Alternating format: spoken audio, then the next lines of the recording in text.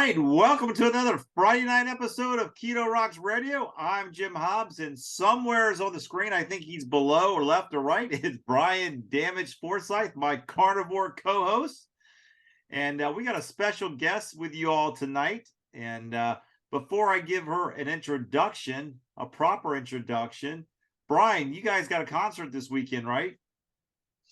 Yeah, we're playing at Tally Ho Theater in Leesburg 2 nights, Friday and Saturday. All right, so you're playing tonight and you're playing tomorrow night. So if it's not sold out, which it typically is, so is it sold out yet, Brian? I have no idea. If it's not, go out there and catch America's favorite guitar playing carnivore. Well, I'm excited. Told you guys last week we had a special guest joining with us tonight. So let me introduce you all to Victoria Icenhower. And so she's not your average yoga instructor. So she's a self-love scientist who went from people pleasing or pleaser to self-pleasurer. And after checking all the boxes according to society standards of success, hitting rock bottom, Victoria took a leap of faith within herself to start a new aligned life according to her terms and desires. Now she helps clients create a more healthier connection within self that goes way beyond the mat. So it's my honor and pleasure to introduce you, Victoria Icenhower. So welcome to the show, Victoria. Thank you, Jim. Thank you, Brian, for having me. I'm so stoked to share this story with you guys today. Well, please do, because Victoria and I recently have met through networking for businesses, and she is a coffee drinker and loves Old Town Fredericksburg. She's drinking coffee right now. Is that coffee right now? You're like, I was like, ooh, that would be really good.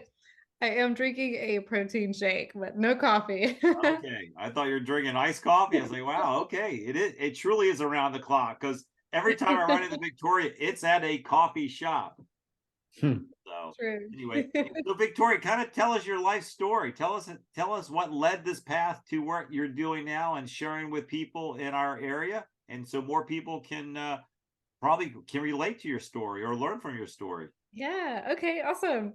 So I grew up in a beautiful, beautiful household and family, and at a young age, I was kind of built up to, go to school, go to college, get the bachelor's degree, get a secure job.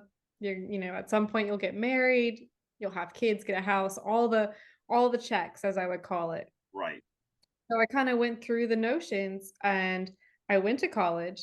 I got a bachelor's. I was handed a interesting job in the government, working as a contractor. And then at some point I did get married. I had a house, I had dogs, I had the picture perfect. The American dream, the Norman Rockwell picture, yes. The cookie cutter, the things, it's like the images that people are looking forward to. At the same time, throughout this whole transition, even after I got my bachelor's, as I was going through like working in this secure job, which paid well, I had all the, the benefits, I was secure, I was able to support my family. I wasn't fully present or connected with myself. I was, I found myself in some unhealthy habits.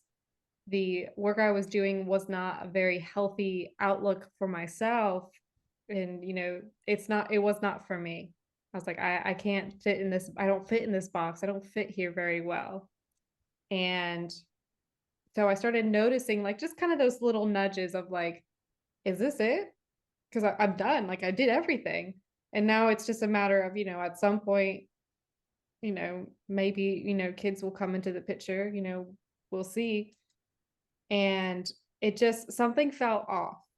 Something felt off a lot. And again, like I said, I did not feel, I would sit there and like just talk about like, oh yeah, live your best life, do all the things. And I was traveling, and I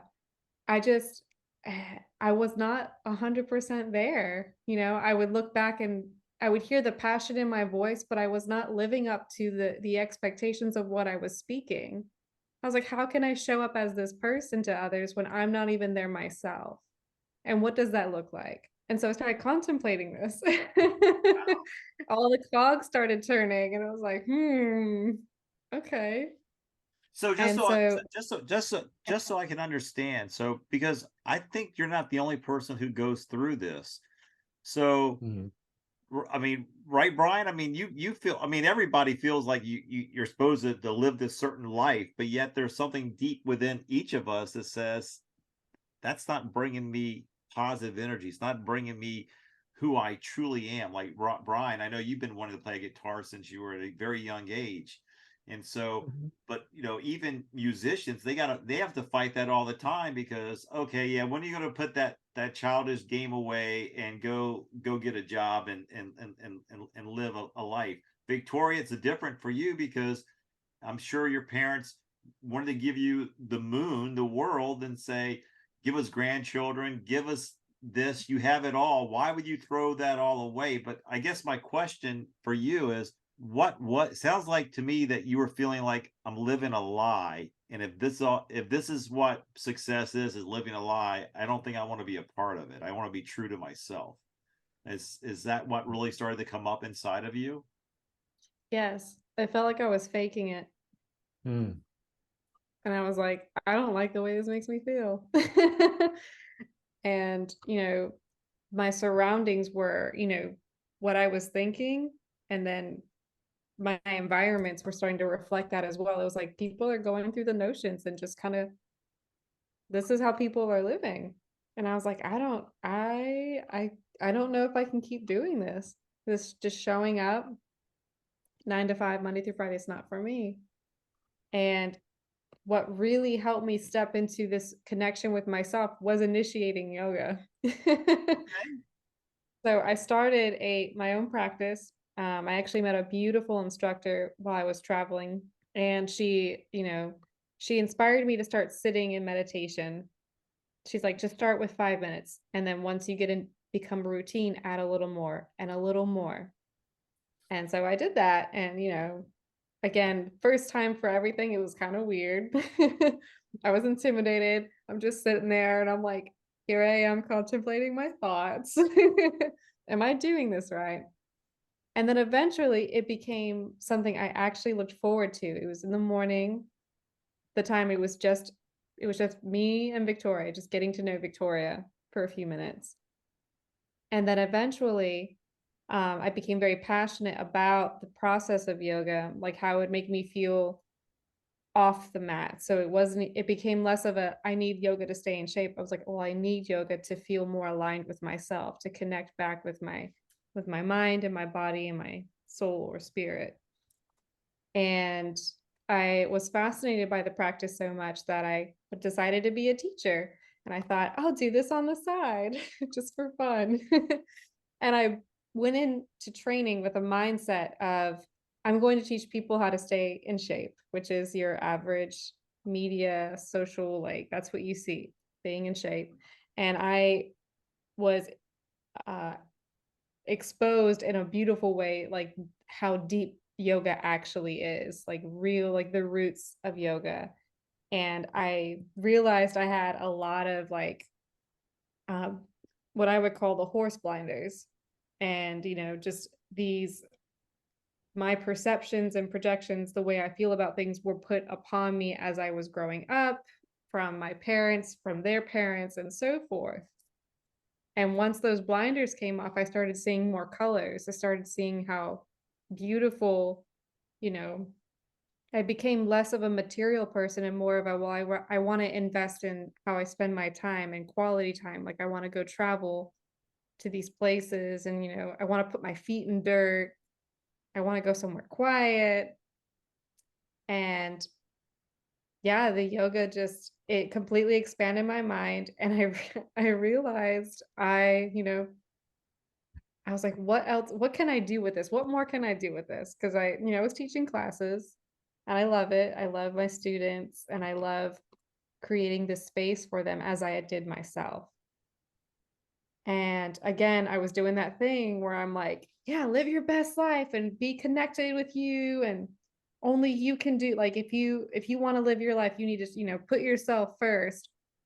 And then I started hearing that thing again. It was like, are you though? Are you though, Victoria? Are you putting yourself first? What does that look like? And my first leap of faith was, I was working this job that I did not like, and the universe was like, I heard that. And I was let go. I was let go from this work after a few years. And I was like, okay, let me try something else. And I found another job that went back to what I went to school for, which is what I had thought years ago at the time what I wanted to do. So I was like, well, I guess I'm in a good spot. And it happened again. It was like, I don't think I belong here. I think there's something better. And as I was working at this, I was working in a laboratory, and teaching, I realized, I was like, what would it look like if I just taught yoga? What if I launched my own business? And I thought to myself, I said, I want to be able to get to the end of the line, wherever that might be, and be able to look back on this moment and be like, I'm so glad I tried. I'm so glad I tried this. So I did a lot of research. I spent a lot of time. How do you launch a business? I did that.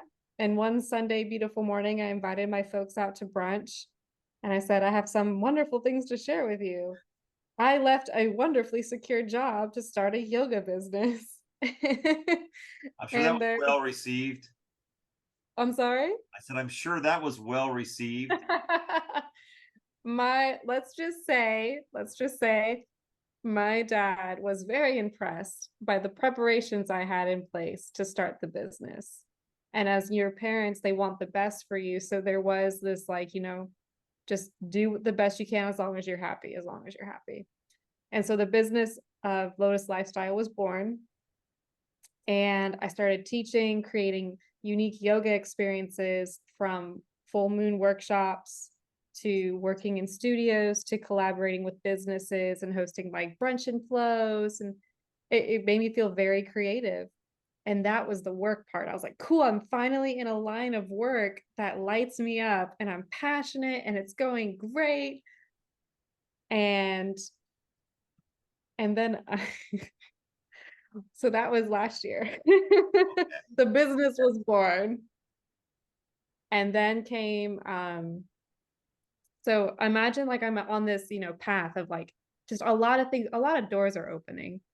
Well, I want to ask you. So during this journey to self awareness, were you also experiencing confirmation, and were your friends, your inner circle, were they going, "Are you crazy? You have it all"? And so were there a lot of confirmations and synchronicities happening along this journey? What's interesting when you mention that actually comes a little bit later in the story. Okay. Yeah. Right. Well, then I won't get ahead of yourself or myself, and I will just let you continue sharing. Oh, you're good. You're good. What's interesting though is that it's this theme of like listening to what I would call your intuition, what others might call the gut feeling, and I would call it, for me, it's the intuition. So it's like, are you aligned with yourself? Is this something for you? Are you passionate? And so I launched the business, and, was going pretty well.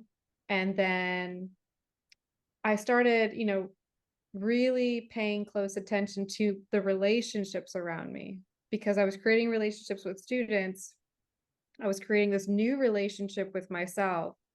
Like, I felt this whole, like, other, almost like, I want to say I was creating a more of a beautiful, like, loving connection with myself, but still kind of figuring it out, because I was becoming a different person as I'm shedding off like all these older, layers of what, I thought I was supposed to be, like this government contractor, and now I'm like wearing yoga pants like every day.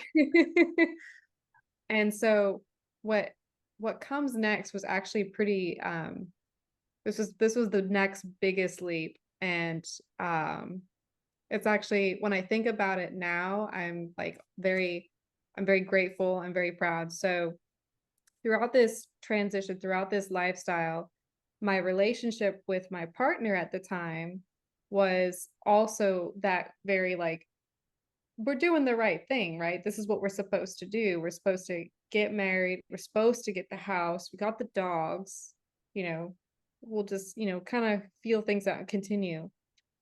And so even then we were both on this like, this questioning journey. And as I continued doing this work, I realized, I said, you know what? There's a timeline out there where we're living these independent lives or being with other people. And we began to grow apart. And this past year, we got divorced. We filed a separation, and I walked away from a home. I walked away from a partner. I walked away from dogs, and I was staring at a blank slate, completely blank. And the influx of, what are you doing? Are you insane?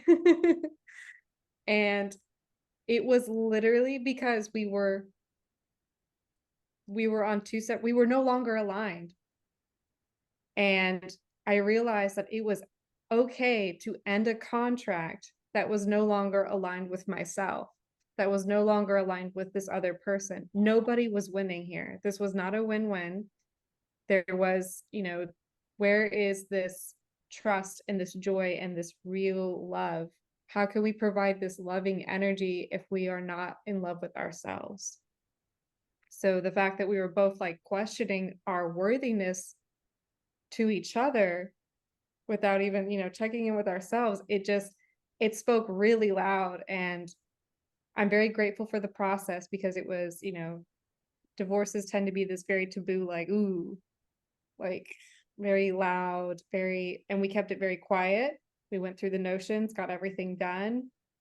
And when everything was complete, my whole life just like, it lit up. it lit up in the ways that I can't even form the words. My health, my own personal health, became a lot better. I could sleep. I had a clear head. My business exploded. It grew so much.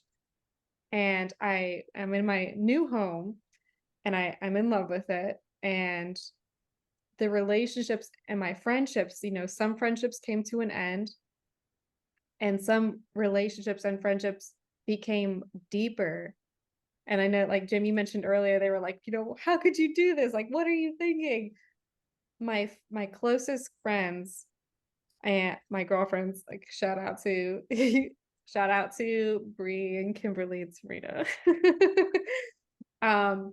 The whole time they're watching me on this journey for the past 3 years, they were like, I knew, like, I always had a feeling, and I love to see you this happy. I love to see you this way now. And I'm so proud of you. Like, I'm here to celebrate and honor you.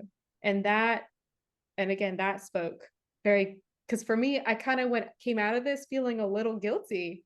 Right. I was like, and that's the thing. People are starting to feel guilty because they picked themselves over something that looked good because they thought that's what they should have. And so making that really big leap into this just opened up a lot of beautiful doors from my business growing, from strengthening my relationships, building healthier boundaries, and just completely falling in love with myself all over again, and knowing my identity better now than I have ever did before. Wow, that's beautiful. As you're speaking, I don't know what Brian's thinking, but tons of stuff is flooding through my head. I'll let Brian share his thoughts, but what I was thinking was, when I call what you're explaining to me, or what you're explaining to everyone, to me is thought forms. Like when we are programmed from a young age up until we actually start to, what we believe we're doing is making our own decisions, but we're really just following those thought forms to maturity. And then to see them blossom and go, you mean this is it? This doesn't feel like what I thought I would be experiencing it. And so I commend you. I literally commend you for having the bravery to be able to say, there's much more to me that I want to find out, that I want to go deeper inside of me to find out what life really is all about. And I correlate that with the same thing that's going on as far as, how people eat. Like, we're programmed by these thought forms to tell us this is what we need to eat in order to be healthy. But most people walk around and go, but I don't feel healthy eating the way they're telling me to eat. And when they break free and kind of follow what their, as you say, their gut, and they start to experience what life really can be about, and feel real energy and be really full and be able to not be getting sick and have all this energy, then it doesn't matter what's been said to them and before, what those thought forms, what those recommendations from the people in the white coats have told you what you need to be eating, that no longer brings you joy or brings you health. And so same thing in relationships. Just because you have a piece of paper that says I'm married, or just because you're getting a paycheck because this is my job, doesn't define who you really are. Those are just material pieces of paper that when they've already been broken in your heart, means absolutely nothing on the material side. So once you, in this legalistic world, tear up the paper or make the paper legal, so then you can move on with following your heart. I think what you experience is what a lot of people experience when they finally break free from what expectations has been placed on them. They feel free. That's what freedom is all about, is literally following your heart, following your truths. And so I think it's a beautiful thing, both spiritually as well as living that out, but also from the food side. I mean, I think when we find food as fuel, and the fuel that actually fuels us so we can live a more positive and energetic life, we're free. We're free from what we've been programmed with. And I know Brian's into meditation. Brian, what's your thoughts on what you've heard so far? Do you relate to any of it? Oh, of course. Yeah, I mean, I really relate. I've had those moments, or those. I'm I've got the same thing, the whole people pleaser thing, and I'll sit in something, and it's because it's easy to do, but it's really uncomfortable, and I'll sit there for a long time until I can't take it anymore, and then finally I'll do something about it. And so I've had those moments. In fact, way back in like 1993, when I first left the band, I remember being in the middle of a song on stage and having that thought, like I felt like I was faking it all of a sudden, and it was just like I can't do this anymore. And it was just this moment I had, and it changed everything from there. I completely relocated from the East Coast to the West Coast, and left the band and got a day job, and just changed everything. And sometimes, I mean, that's what you need to do. And it feels like it's really hard to do stuff like that, but like for me, all those big things that I've gone through have turned out to be like, I'm so glad that happened. I'm so glad I did that. Everything, even things that seemingly were bad at the moment that I was going through. And then, in the relationships and all that, I'm the worst. I'll stay in a relationship 20 years longer than it should be. But yeah. Brian, let's go there just for a second. So were you having that feeling, like Victoria shared hers, but were you having that feeling like there's just something missing? Like, I'm living this lie. This is not who I am for this person. This person is thinking I'm there for them, but I'm really somewhere else. Like I feel like I should be walking another path. You mean like the relationship thing? Yeah. Yeah, yeah. It was just, well, like you said, you just kind of grow in separate directions. And for me, it was it just we became roommates. We were sort of just living in the same house, you know. There wasn't anything, we weren't really interacting. It was just yeah. And I knew it, but I just sort of let it go because it was a nice house and I was comfortable. And you know, change is scary sometimes, but luckily she stepped in and she's the one that finally couldn't take it anymore. And I'm so glad that happened, because I don't know how long it would have taken me to finally do it. Yeah, I So, mean, and you went from LA to Nashville, so that was a huge change. I mean, from East Coast, from Maryland to LA, then LA back to a place you'd never lived before, right? right. Yeah, when I head into a change like that, it's just like boom, and I'm just like, I change everything all of a sudden. I mean, that's the only way I know how to do it. But so yeah, I mean, I really relate to your, but it's really cool how you talk about following your intuition. And I mean, that's really important to be able to, and to be able to really be in tune with that, the intuition, because you know, most people ignore it, including myself, you know. And to be able to really listen to that and follow it. I mean, that's, you know, that's what you're meant to do, because if you think about it, you know, as humans, we're constantly in our own way, because we, you know, our brains will talk us out of anything or talk us into anything. And, you know, if you look at something simple, well, I don't know how simple it is. I'm just labeling it simple, but maybe it's not, like a flower. I mean, a flower, you know, it's a little bud, and it blooms into this beautiful thing because it's not in its own way. It's doing what it, you know, its intuition and what it's supposed to be doing. And that's really, you know, I feel like if you know, if we were all in tune with that inner thing like you're talking about, that's that thing that causes you to bloom into that flower. Yeah. Brian, you have no idea what you just said, because Victoria and I had this discussion about the lotus bloom, the flower, and where it comes out from. And so we literally, that's exactly what she described to me when I asked her. And so you're literally just explaining our conversation that we had. Is that not confirmation, Victoria?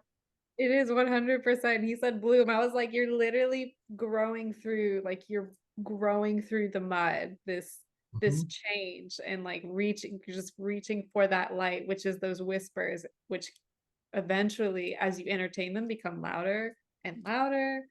And eventually you can no longer look back. You're like, I am entertaining a timeline. Like you said, like when you made these choices in your relationship, you literally quantum leap to a whole new lifestyle. Yeah. And he said two really big words, comfort and change. Like change can be scary. And the thing is, with humans, we become so comfortable, the secure, like every 2 weeks I get paid, I have a house, I have a person, I'm good. I was like, are you good though? Right.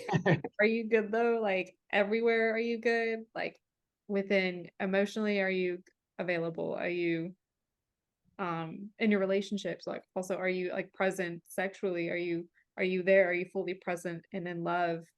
Are you physically well? Like Jim mentioned, like when you nourish your body with food, food is a portal. Food is a portal.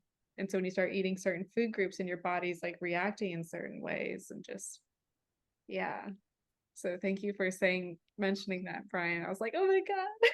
I know. I was Yeah. going, wow, he has no idea. He has no idea what he's saying. He's saying exactly the discussion that you and I have. So, you know, it just shows you confirmation and the universe speaking the same language to three different people, and yet sharing with the world, you know, that we do need to take time and water that thing that's in us that's trying to bloom and go with it. And like Brian, you said it so elegantly, the fact that, you know, everything really, I truly believe everything's meant for our good. And even when we feel like we wasted 20 years, it was still for our good because we were growing even through that process. Because probably had we followed our place, we would probably wandered in the desert for the next 20 years. So being planted right where we were is right where we were supposed to be planted. Yeah.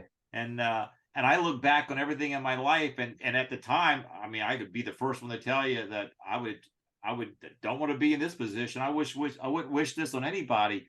But when I look back on it, it helped mold me and grow me, and the areas in which I needed to work on myself, which is what it's all about now. I mean, it's me looking back at those areas and looking internally. That's who my battle is always with. It's no longer with anything outside of me.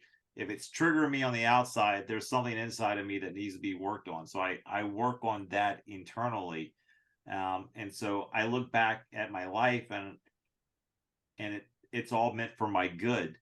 And when I hear other people's stories, like it doesn't matter who it is, I'm inspired by their stories and their journey, because it's almost like I want to be a cheerleader and an encourager for everybody, because that's what I feel like just go with that inner gut, go with that feeling. And I think with what Victoria's doing and what she helps other people do, is exactly that. And it's like, that's so cool. I mean, like, that's what you get a chance to do. That's your livelihood, and giving people hope and life. And I just think that's so cool that you broke the mold of what everybody was creating you to walk in, and you're like, you shattered that. And a lot of people would go, how could you do that? But you had such a core group of people that literally was cheering you on. And so I love the beauty of that. Your friends were literally cheering you on, going, I knew you were made for something so powerful. And there's nothing more powerful than being able to share that which is inside of you, and help develop what's inside of every one of us, and to see it blossom through what people may perceive as the dirt and the swamp and the crap, and to see them grow through that. And that's the beauty of what you get a chance to do. And so thank you for sharing the beginning of it, but I want to hear more. I want to hear where you are, how you got here today. I don't know how I took over the conversation, but I'm going to give it back to you. Oh, you're great. No, this is awesome. Just getting excited because I was like, yes. I think you mentioned like having the support system. It is a beautiful thing to have the support. I will say, like, in the moments where I found myself looping, I say looping where I would hit a like a rock bottom, right? I'm like, here I am again, feeling this way. I've been here before. And I start questioning and like trying to overanalyze, like, what can I do? Or like just overanalyzing my emotions. And the biggest thing, this was right before I, made the choice to leap into this new lifestyle and the clean slate, is that intuition was like, I was at a crossroads. If I go left, I will loop these same behaviors again. But to the right, I know that there is a life out there where I am thriving and my business grows and I feel joyous and I'm living this life on my terms. What do I have to lose? And I could hear a little bit of the ego. It was like, you're going to be alone. No one will ever love you. And it was serious. No, And I know. but it was a whisper. And then over that whisper was this like loud roar of, I got me. And so I went right. And I was like, I'm doing this. I'm going. Here I go. And the universe was like, okay, here we go. And that's where like these, that's where everything along up until even today, there have been small moments, like just the smallest ones, from being able to move into my new home smooth, for the process of divorce to be so calm, and for my ex to be so respectful during this process. And then my relationships with my girlfriends just became deeper and more meaningful. The people who loved me for, regardless, were like, I'm still here, and I love you and I support you and I got your back, and it was small gifts along this process coming into, where I live now and connecting with the community and being so welcome and watching my business grow from last year and having this knowing every day when I wake up that I am exactly where I'm meant to be. It's mind blowing. So, I feel like, yeah, it's ever since that big leap, I have become and felt more confident. I think I told Jim this, Brian, I tell him I'm like this 95% of the time. I am always smiling, I glow. And because the other 5% is honoring those other emotions. It's totally normal, part of the human experience. And yeah, I wake up and I can look at my calendar and I see like the day I'm gonna have. I have my own ritual, I sit in meditation, I practice yoga, and everything is just falling into place beautifully and right on time, perfectly. Everything is perfect. Well, I think, and like you said, there's a lot of people, like including your ex, that acknowledged that path for you and that path for him, and to accept that and not fight that. And that's an admirable trait as well, to honor each other's path. And so that goes back to, and it's all ego, when people need you to live a certain way or believe a certain way in order for them to be okay. And let's just use diet, since this is what this show is about. You have to eat a certain way in order to be okay. And no, we don't tell you what to eat. We share with what we eat and what our experiences are, and the people who embrace that seem to have the same type of results and experiences that we have experienced. But we don't tell you to go against what your body or yourself or your spirit's telling you to go do. And I think when those people who try to tell you what to do, in this case, like the American Heart Association, to recommend what you're supposed to eat. And Brian, by the way, I loved your post today and pointed out just who really makes up the American Heart Association. And I think it just kind of shows you who's really behind the curtain. It's like the Wizard of Oz, like really who is behind the curtain to trying to make you, afraid of this power. And it's really just, again, it always comes back to money and paper and power. And when you bow down to that money and that power, they get what they want from you, which is, as you're saying, Victoria, I'll use your language, you're in that loop of eating what they want you to eat, going to the doctor, getting the pill that they want you to believe is the solution, and you're in that circle forever. And unless you break free from that and start to realize there's life outside of that loop that they have you programmed to believe in, you will just keep living that loop over and over and over again. And they'll steal a little bit of you piece by piece, procedure by procedure, until there's nothing left of you, and they have milked you for everything that they could get from you. And when you finally get to that point, whether it's your whole life, like you're sharing your life, Victoria, but it's all connected. It's all connected. It's all listening to that inner voice that we all have that says there's something more around the corner.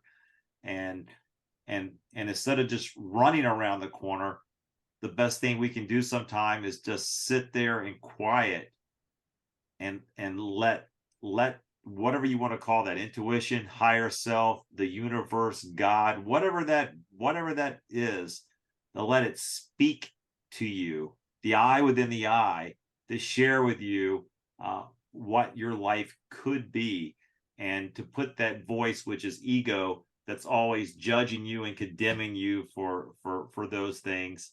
Because the more you go, the more you follow the path of that life-giving body that's going to bloom, the more you put everything else outside of you, it dies on its own because you're not feeding it. So feed the one that's going to bloom you.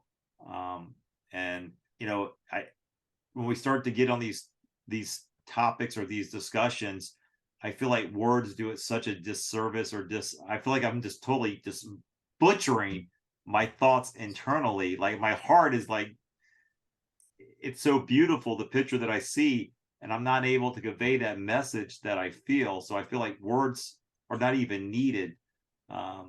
So I don't know if that makes sense to you guys. But it's I just think it's really cool when you see people following their inner being. Mm-hmm. Yes. See, there's no words needed. So Victoria, do you get up every morning and do your meditation and yoga like first thing in the morning, or do you just, sounds like you kind of, like for me, it's like meditation without ceasing, like you're constantly just going through your whole day and in that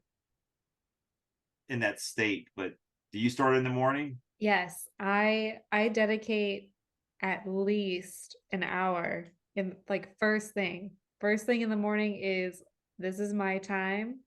This is my time to tap in, sit in, root in if you go outside. And I have my phone is on D&D. It's on D&D a few minutes before bed. And I do like to get up early. I'm an early riser. As we talked about earlier, like I love to wake up and the sun's not there yet. And it just starts peaking as I'm coming out of my ritual. And having that hour dedicated to myself where there's no electronics, I don't have my calendar up, my laptop will be open for a few minutes because I listen to a mantra. And just having that time for myself to sit in and like start imagining and putting together like how I want to feel, how do I want to show up today. It's like having that clean slate all over again, but also like bringing into my reality of like what I'm building towards. And then also sprinkling in some gratitude practice. And then I add a little bit of yoga. Always, like, stretching in the morning is beautiful because the body and the muscles really need to open up and breathe just as you're breathing. And if you want to add a little bit of, like, if it's available to you, like, go on a jog. I like a little Pilates just to get my heart going.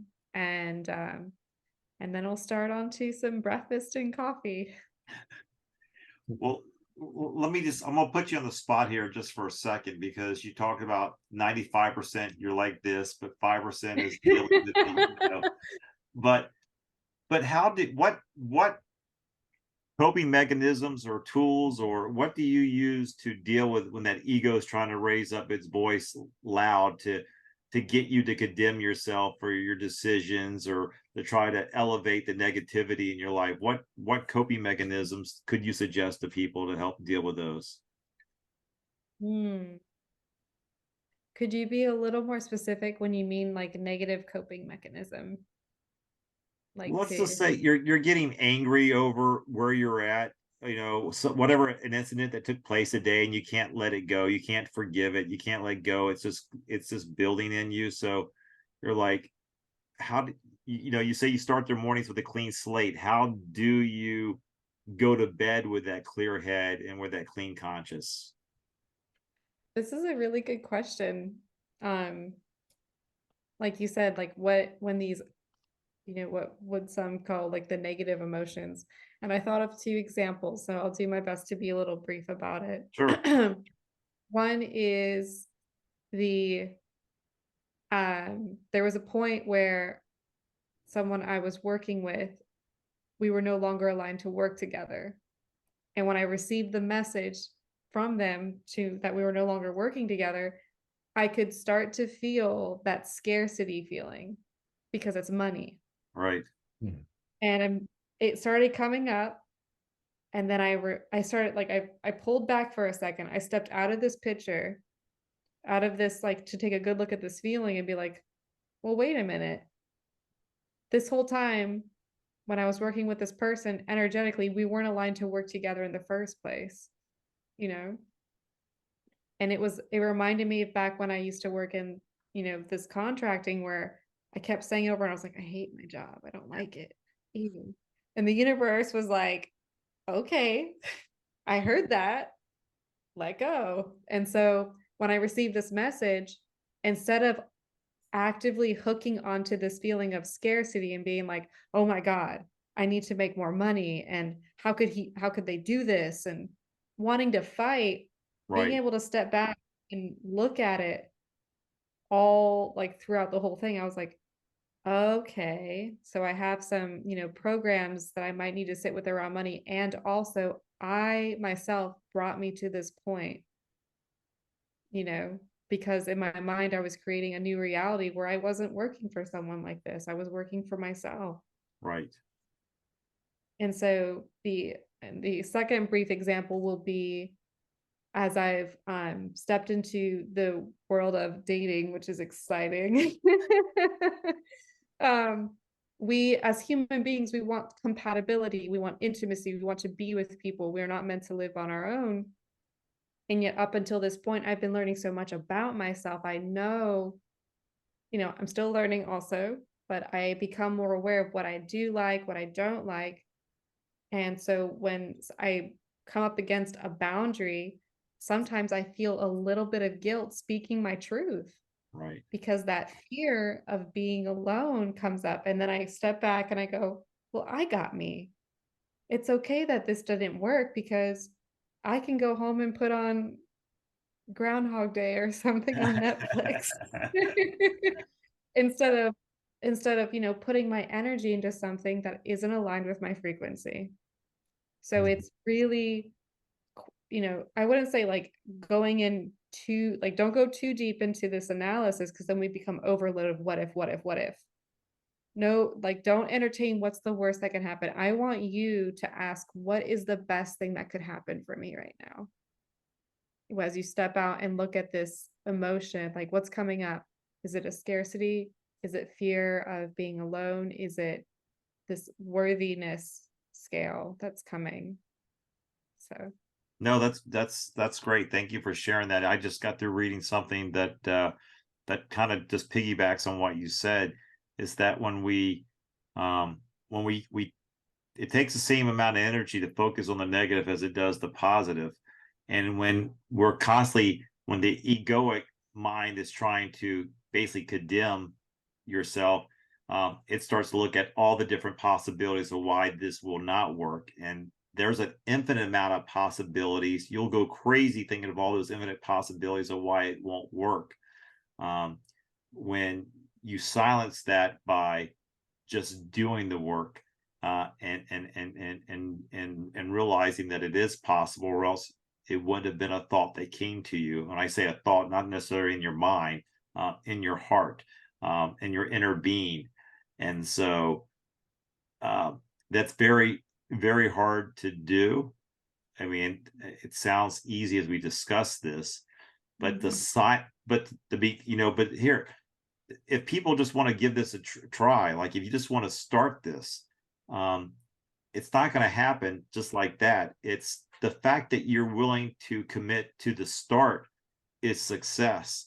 Being able to eventually silence out those outside voices, whether you're able to do it for 5 seconds or 10 seconds, is very much like the Wim Hof cold shower. You're not going to start off 10 minutes to submerge yourself in 30 degrees water. You just start off like Wim Hof's got a November 60 seconds, 60 days straight. Just do it for 60 seconds for 60 days, and the rest will take place on its own. But doing that, silence out all the reasons why you can't do it. Well, this is crazy. This is stupid. It's January. It's snowing. So Brian, I know you get up in the morning. I know you meditate as well. Does it take you a long time to silence the outside thoughts for you? Not too bad. But yeah, I do like the early morning as well. I like to sit out, just go directly out onto the porch, no matter what time of the year. Like it's starting to get cold here, and I still go out there and with no clothes. I just go out there and sit in the sun and do my little meditation thing. But yeah, you're talking about like thoughts creeping in, and for me, and you also, Jim, you mentioned before, you used the term like those little pre-programmed things in our minds. Yeah, the one that I'm always coming up against, like say when I'm trying to do something, is my mother's voice. And it's like she always had this way of going, how are you going to do that? You know, that kind of attitude. And so I'm always questioning it. How am I going to do that? You know, it's like, and I have to not listen to that part of it. You know, I have to go, well, how can I do that? You know, I have to try to flip it, but it's not that easy really. But it's an ongoing process. Everything is, including, you know, the whole meditation for me. I don't really meditate for that long in the morning, but I do use a little on my phone, that little meditation timer thing with the little bell, just so I don't cut myself short, because sometimes it's really cold. Like I'll go out there when it's in the 30s and sit and just wait. And if I get done my whole little mantra, little prayer thing, and I still have time, I'll just sit there and wait and just relax into the cold. And it's weird how when I first did it, it was like, I don't know how I'm going to do this, but it's like what you said, Victoria. I look forward to it, and it's almost like this challenge, and it's like one of those things, like where when it comes to pain, anything like that's painful, like pain, if you don't think about it as that, if you just experience it for what it is, it's not what you thought it was. And the same thing with the sitting in the cold like that. I realize it's just the outer surface that's cold. The inside is perfectly fine. And, you know, so I could probably sit there as long as I want. Well, maybe if it's below freezing, I don't want to kill myself. Yeah, but isn't it, you know, as you're saying that, Brian, isn't it amazing that when we think about something, that's when it becomes difficult? But just being present in the moment, like when we're there at the moment, it's the mind that's it's the thought that scares you. Yeah, that's the point. And so I'm hearing it's always from the outside, and that thought, that thinking always, you know, people say, well, you second guessed yourself. Well, there's a reason why that saying came out, to second guess ourselves. You know, you just got to go, you got to go with that that little whisper that's saying, go for it, do it. But, you know, it's funny, Brian, because my mom's voice plays in my head a lot too, because she was, you know, she was controlled by those thought forms. Like she meant good, but she was just so programmed by that. And she thought by being a follower, she was being loyal to the people who she had respect for.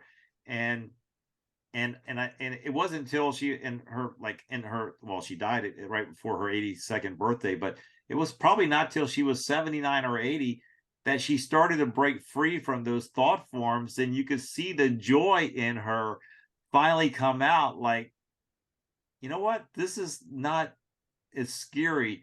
Like I can remember she used to ride shotgun with me sometimes on some trips back to our hometown in North Carolina.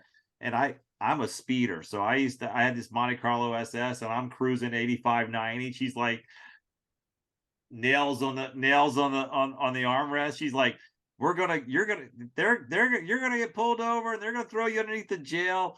And she says, there's a reason why they got those signs that say 55 miles per hour. They're for your protection. I said, Mom, they're not for your protection. They are for revenue generators. It's got nothing to do with the safety of the vehicle. But later on in life, she was okay with doing 75 and 80 because she realized that it wasn't dangerous. They'd only had programmed her that it was dangerous. And so it was cool to see her at that stage of her life finally break free from that legalistic that had been programmed in her. And I think those are the victories that we get a chance to wake up and do each day in our lives. Like, don't discount those things when you're finally able to break free from that thought form that's been programmed into you. You know, like Brian, you had the mantra of trust the process, and that process is, basically we're right where we're supposed to be. So if you truly understand you're right where you're supposed to be, and then there's really nothing to worry about. There's like, you got no stress, you got nothing to worry about. You just got nothing but appreciating every moment that you get a chance to be in.